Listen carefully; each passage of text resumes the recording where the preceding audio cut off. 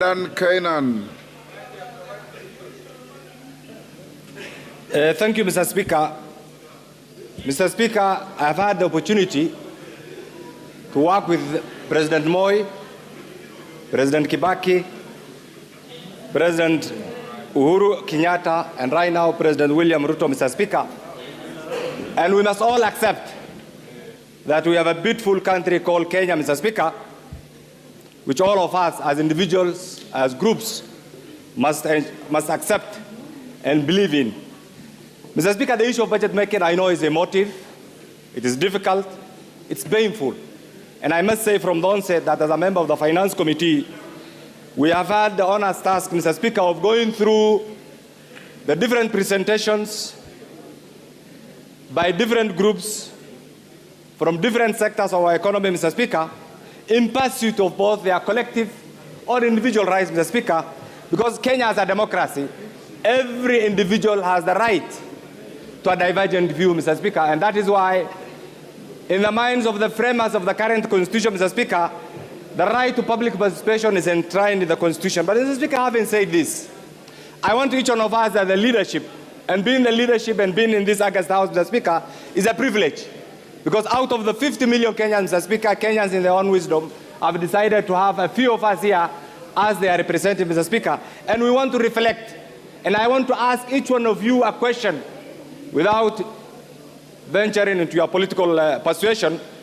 Where were we in 1963? Where did our forefathers expect us to be? And where are we today? And what is expected each one of us to do so that Kenya joins the League of Developed Nations, Mr. Speaker. Mr. Speaker, this country has recently been voted as one of the best in human resource capital, meaning therefore outside there, in the eyes of the international community, there are many Kenyans who have gone to school. Our task as elected representatives is to give them opportunities to get jobs, is to give them opportunities to remove them from that ladder of being underemployed and unemployed, Mr. Speaker. How is this achievable? This is achievable only through taxation, Mr. Speaker. And, Mr. Speaker, I want to say this. Today we expected, and I know we have my friends here, in our democracy we have two sides.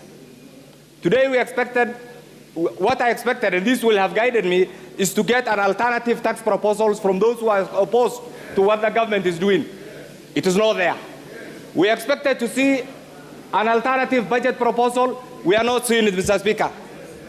What is there, Mr. Speaker, is a government elected by the people of Kenya implementing their manifesto, Mr. Speaker. And therefore denying them the right to pursue their manifesto, Mr. Speaker, is an infringement of both their rights as individuals, as government, Mr. Speaker, and even to the people of Kenya, Mr. Speaker. And I want to say this as a member of the Finance Committee, having gone through this, and having said taxation is a painful thing, Mr. Speaker, I stand to support the finance bill as it is, Mr. Speaker. Mr. Speaker, you have been around as a person of immense institutional memory, Mr. Speaker. Mr. Speaker, look at the missed opportunities. This country, because of the fear of the unknown, we have stagnated. We have lost our stature as an economic hub. It's simply because we sit somewhere there. Look at what is happening to the GDP of Ethiopia. Look at what is happening to the GDP of Tanzania. Look at what is happening to the GDP of Uganda. Where do you want to place Kenya, Mr. Speaker? It's because we have persuaded ourselves that it's not us to do the right thing. Somebody else must come. It's our time to say this country requires development, Mr. Speaker. It's our time to say, as members of the 13th Parliament, what the government is proposing, bring the alternative. And let me tell you this for free. What you have been asked to do is to deny the government taxes, misinform the Kenyan public so that your regime becomes unpopular and collapses. Don't accept that truth. This government must function. This government has been elected democratically by the people of Kenya. And therefore, 1 month ago, Mr. Speaker, the salary is delayed. You saw the kind of picketing that was going on. I'm sure in your office, you have had molongos ya watu kuuliza mishahara. Isn't it? Where will the government generate the money from? The government must generate the money from taxations, through this bill.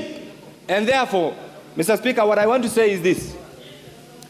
We have a country. This country must move on. This is the final takeoff for the Republic of Kenya. And please, civility is not cowardice. Lotte. Okay, give him a minute. Civility is not cowardice. It's part of our democracy. Let's debate. This is a debating chamber. Let's not shout at each other. And I always say this as a practitioner. Let's debate. The majority will have their way, while the minority will have had their say. And that is the essence of democracy. Pass this bill as recommended by the finance bill. I support.